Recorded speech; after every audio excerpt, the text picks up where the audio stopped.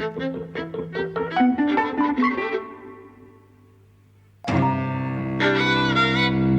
and welcome to Eavesdropping at the Movies. I'm Mike. And I'm José. And today we're talking about Stillwater, which I think I was looking forward to. It's based on the Amanda Knox trial, the Amanda Knox story. Amanda Knox was the girl, American girl, who in 2007 was convicted of murdering her roommate, Meredith Kercher, and 4 years later was exonerated. And the real killer was found to be this burglar named Rudy Goudet. She actually, Amanda Knox, has been quite critical of this film because they talked about it being based on her story. She wrote a blog post sort of saying, first of all, people always talk about the Amanda Knox trial. Is that I'm innocent. I was neither victim nor criminal, and yet this is the Amanda Knox story. It was all in the media and so on. And Meredith Kercher's been forgotten in it, and of course, when Meredith Kercher's forgotten in it, they all say, well, it's Amanda Knox's fault for that too. And she's been critical as well because she says, people use my story and it's not like I see anything out of it. She questioned the morality of the people behind it. The people behind it are Tom McCarthy, who directed Spotlight, which is a film I really love, and I've talked long on the podcast about my love for it. He also directed a film called The Cobbler with Adam Sandler, which I've never seen and sounds terrible. It stars Matt Damon as this roughneck, Trump-supporting American dad, oil drilling type, strong, silent, pent up. This is Stillwater now, not The Cobbler. Yeah. And his daughter, who has been convicted in Marseille in France of murdering her roommate, is played by Abigail Breslin. So the film begins with seeing Matt Damon visit his daughter, and you see through passports and things, he's been there many, many times. He's been visiting France to visit his daughter, keep her up to date, doing laundry, all that kind of stuff, trying to be a good dad. She's 5 years into a 9-year sentence, we understand. And she believes that the real killer, she maintains her innocence, has surfaced and can be found. And when she gets her dad to pass on a letter to the lawyer who she thinks can help, and the lawyer refuses, the dad decides to take on this course for himself and find the guy. Yeah.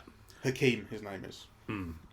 So there's a few more elements there that I think are important.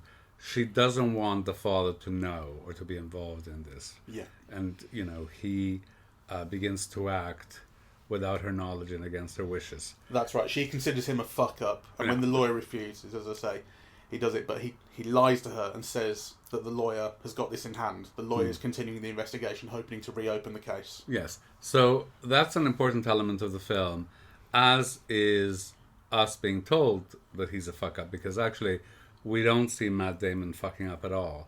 We see him as being really conscientious, really reliable, always there.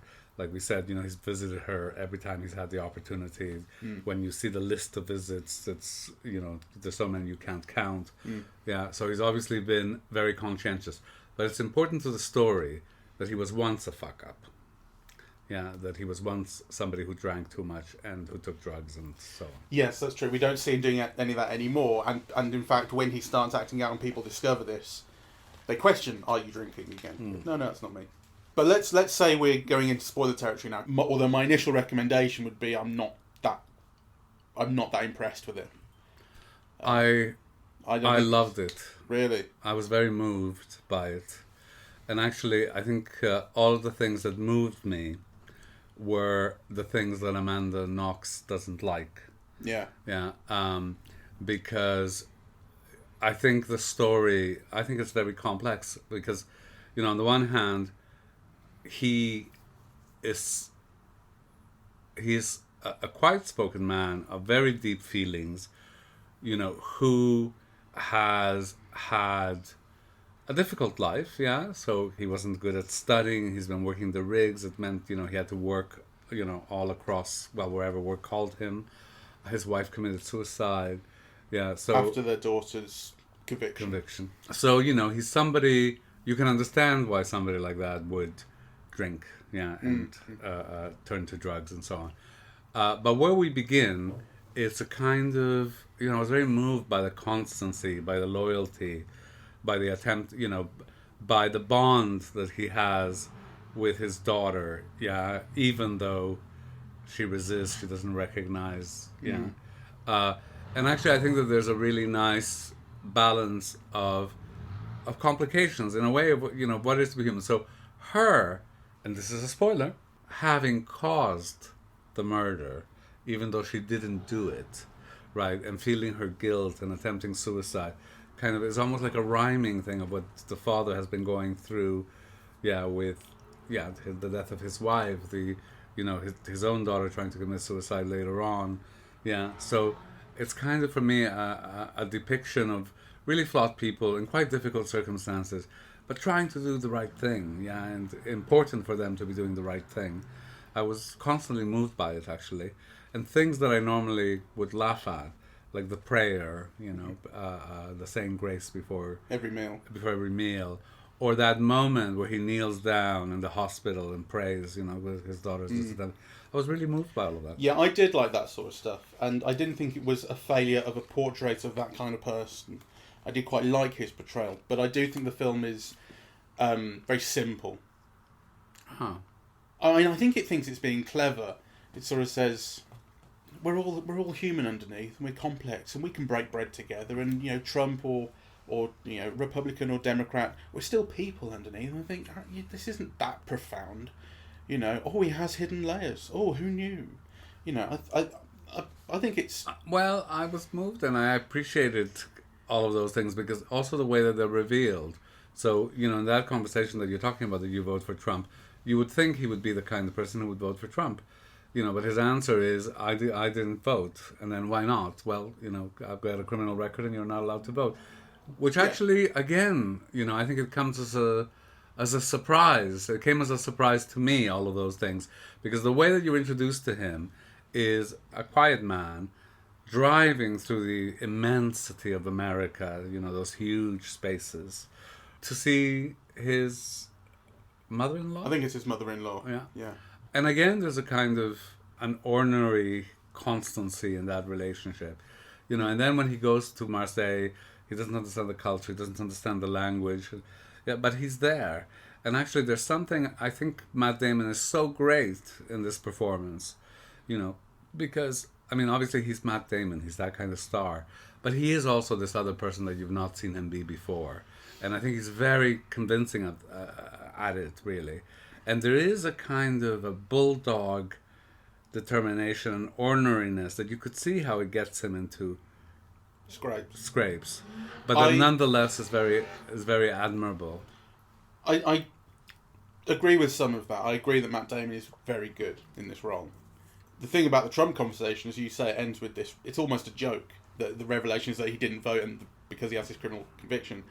It doesn't mean he wouldn't have voted for Trump. I think that's the kind of guy we're talking about. But you understand why as well. Yes, you do. And you understand him as deeper than the stereotypes would... Of a Trump voter. Yeah, exactly. I just don't think it's anything that's revelatory, really. Well, it's something that we haven't seen in American cinema in a long time.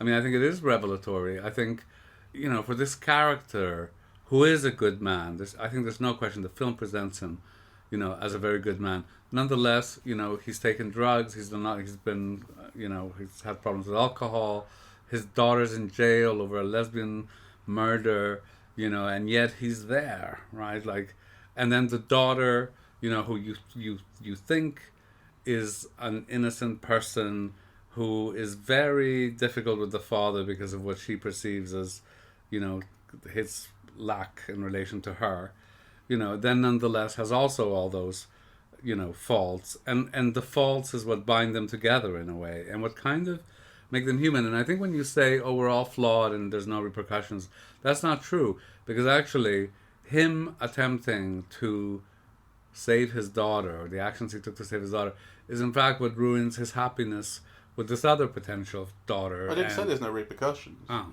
I think what I think is that the film has this very simple project of saying, forget the divisions. We're such a divided country under Trump. We've become such a divided country, but actually, aren't we all just people? Aren't we still Americans? That's why it puts him in this friendship and ultimately relationship with this bleeding heart liberal. I think the film is much more complex than that, because at the very end, a normal American film would have this triumphalist moment, and this film undercuts it, right? So when the governor greets her, it's all seen as phony and fake and manipulative and taking credit for what's not what you haven't seen them do. And Oklahoma becomes grim and empty and ugly in comparison to what you've seen of Marseille. I think it's obvious. I think it's obvious what the film is doing, and I think it's pretty obvious in the way it's trying to do it. I don't mean that it doesn't work in any way.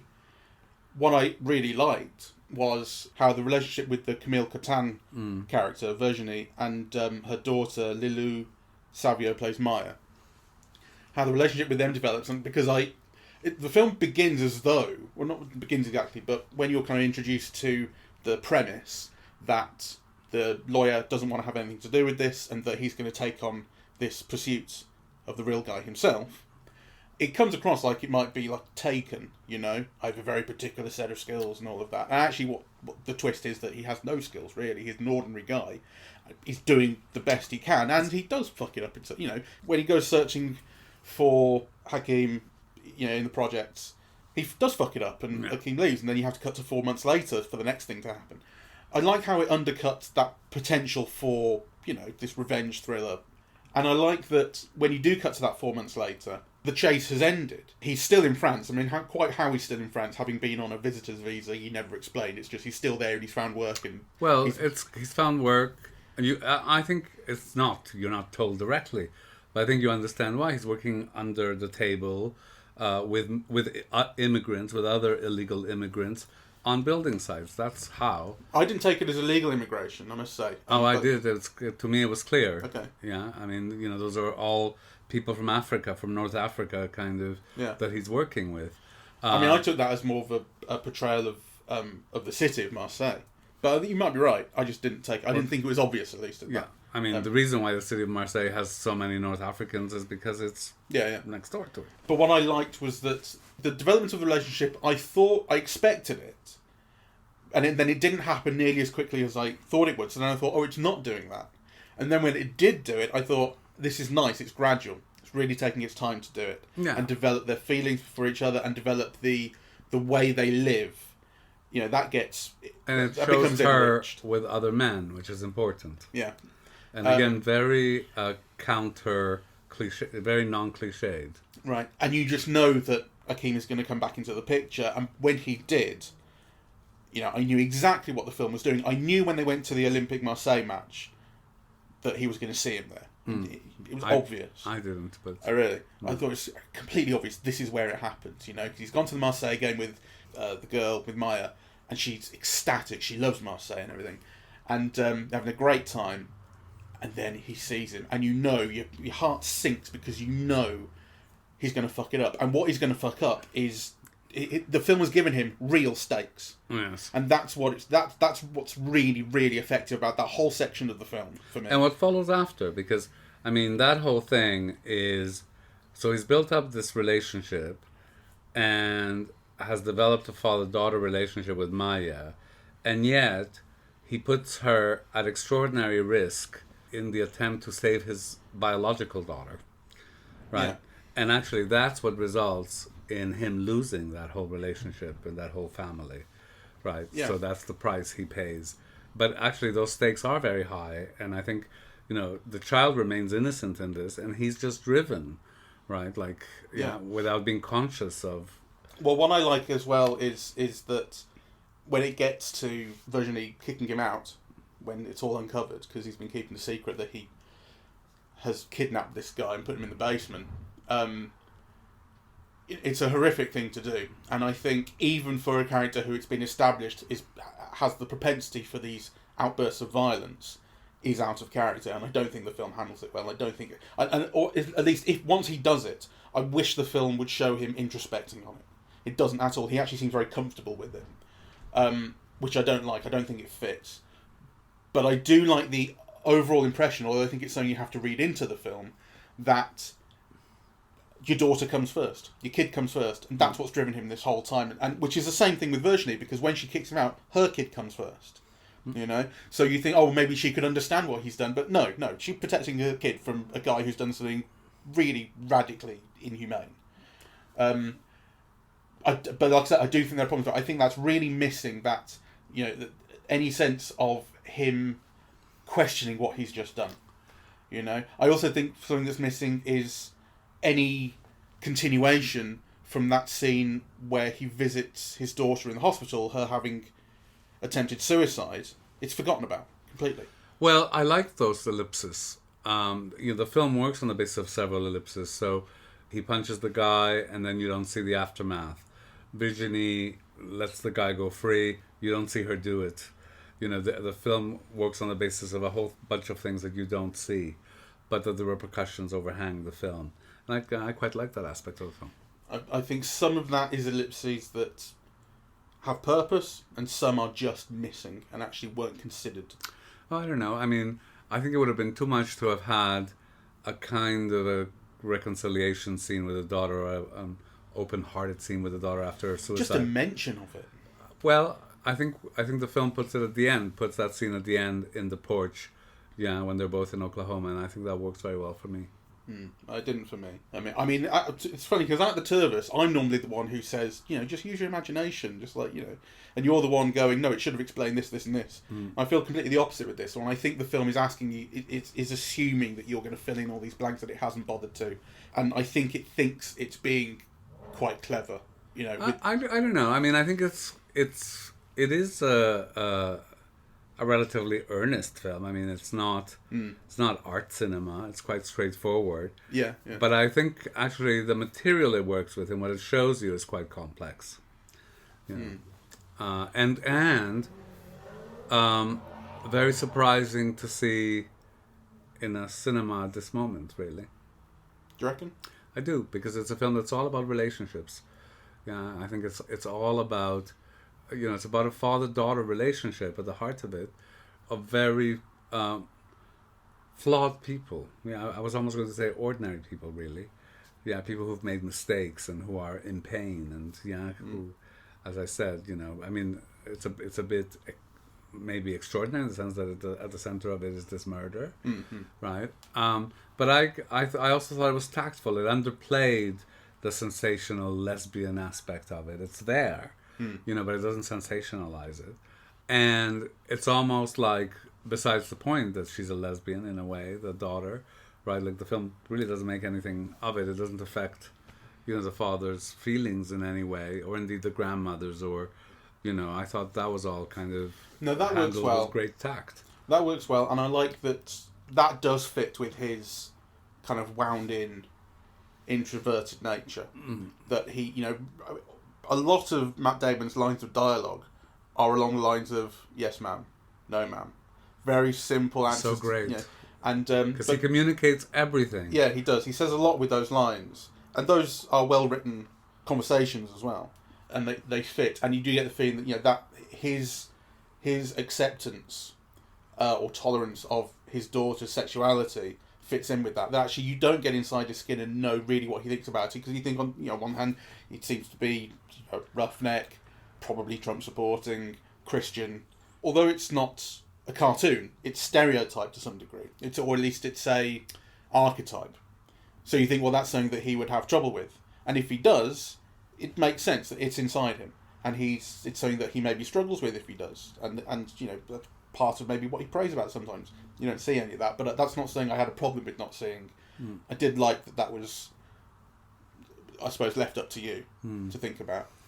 Some of the other simplistic characterization, though, his constant sort of reiteration that he's a dumbass, and I'm a dumbass, don't talk to me, and whereas Virginie's doing plays, and eventually he goes to see her rehearse, and he has nothing to say. What would I know about culture and all this? He assumes that actor means TV actor. He doesn't even have a conception of what the theatre is, really. Yes, that's not surprising. But I just think it's simple. I think it's obvious. Like, obviously, that's what this guy would do. I don't think it's simple. That's part of the film's construction of this type that it can then try to undercut. I don't think it's simple, and I don't think it's obvious. And I think there's a really a very powerful, if implicit, critique of America in that. Because you get the feeling America's failed people like Matt Damon. It hasn't offered them theater, it hasn't offered them the arts. They return to Oklahoma, and it's just like, these tired little homes and these open spaces with all of this fake, congratulations and rah rah, but but it hasn't offered them anything, and the conversation at the end acknowledges, that what he saw in Marseille, which included the theater, and those discussions and the ocean and, the vista is something that, those last lines of dialogue misses.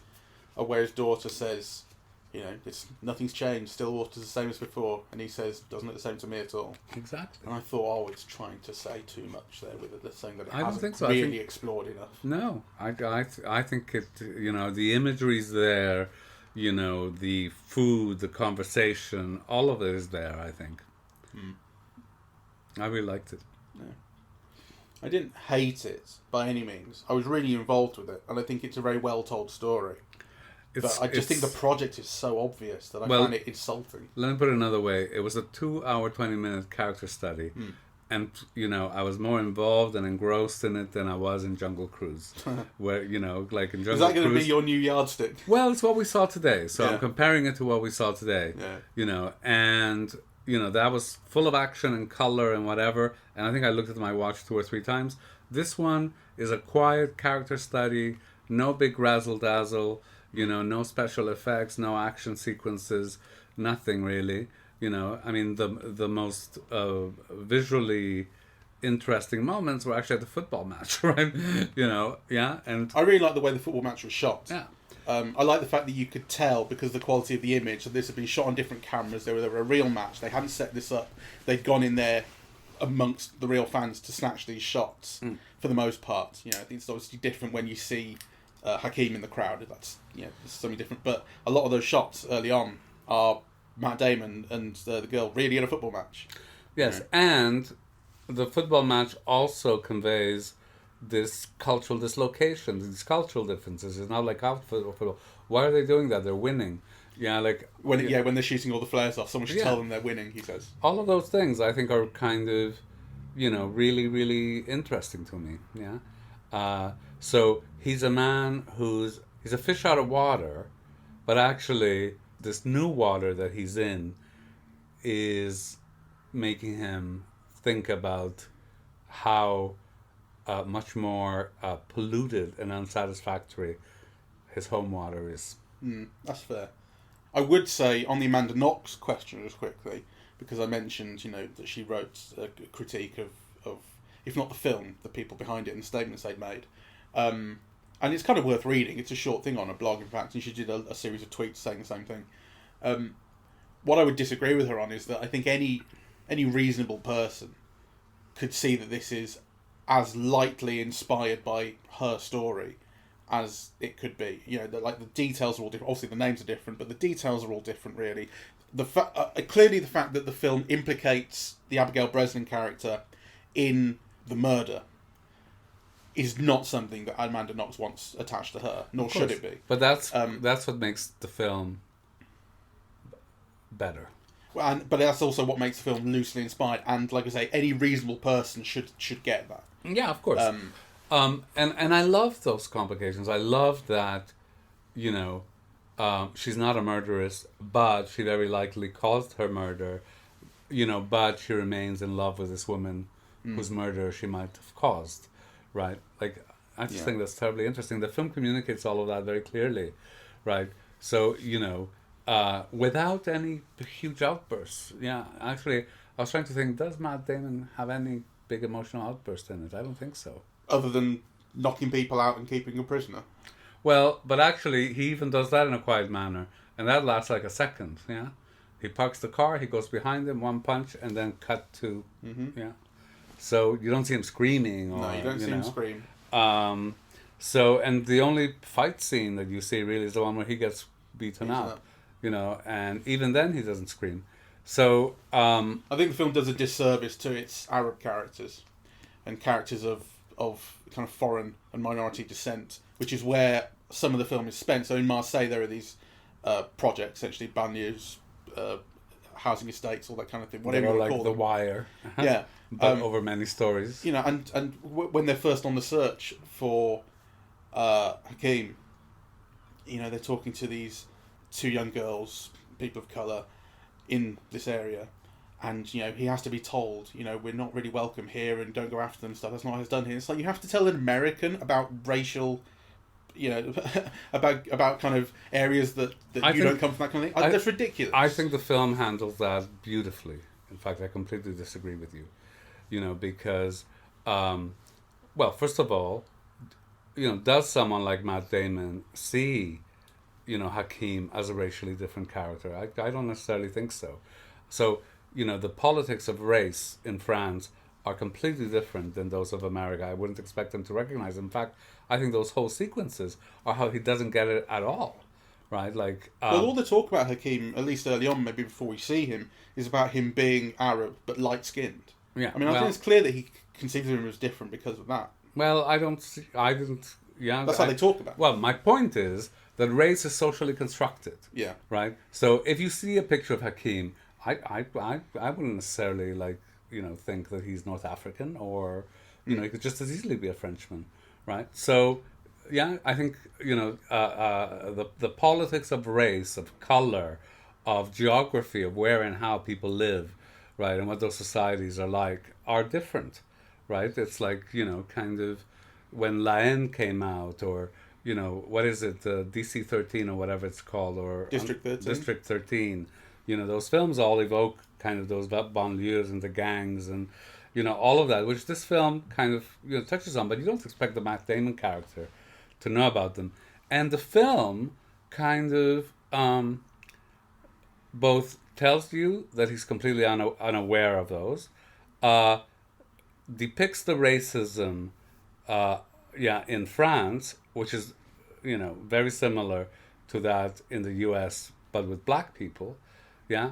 So there's that whole discourse of, I'm going to put all these Arabs in jail, yeah. Just call me to the station, and I will identify whoever it is, and yet it also makes the Virginie's child a mixed race child, right? So I think it kind of, the film is very aware of all of that, and kind of, trying to make an interesting comment on it. Yeah, I mean, I think that is all extremely obvious. It's strategically making Maya a mixed race child so that when he becomes friends with her, you see a hidden layer to him. I mean, it's obvious. Well, I think it needs to be articulated in that way, and I'm very glad that the film did it. Right? And if it was so obvious, you'd see so much more of it. And actually, it's in no way comparable, again, to Jungle Cruise, those feminists at the end, which is just like one shot, yeah?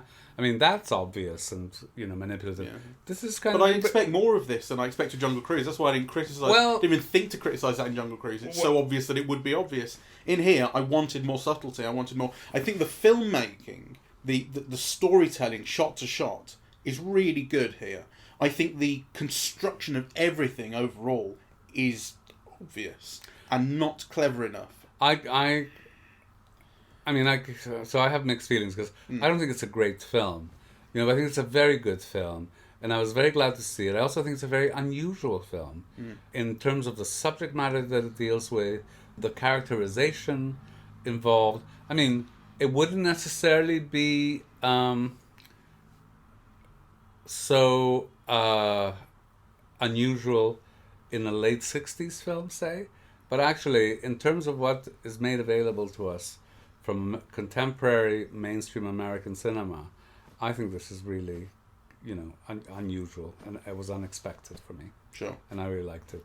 I mean, where I would find a fault with the film is that it is visually unexceptional. So I think it handles it very well, right? So the timing of the shots and, some of the shots themselves, but there are other areas of cinema that could have been brought to play, that could have made it more poetic or symbolic, or that you could have used the backgrounds more expressively, or and I think the film doesn't delve very much in terms of what a more complex visualization might have added to the film. That was the same with Spotlight, really. As much as I love Spotlight, it's the screenplay and the conception and the acting that is everything in that film. That is the case here. And the filmmaking, the direction, rather, I should say, puts all that front and centre. But it means that visually, there's not a lot of interest in it. Yeah. You have to like looking at these people and seeing them act, which fortunately is brilliant, and that's what makes it work. Yeah. But But that would be kind of my critique of it. I mean, I must say, I really was very moved. Yeah. Yeah. I was not unmoved. I think it did work. I do want to clarify. I do think I don't have just criticisms of this film. It engrossed me. I wanted to know what would happen next. I couldn't predict what would happen next. Yes, that was the case with me. And I was moved. Yeah.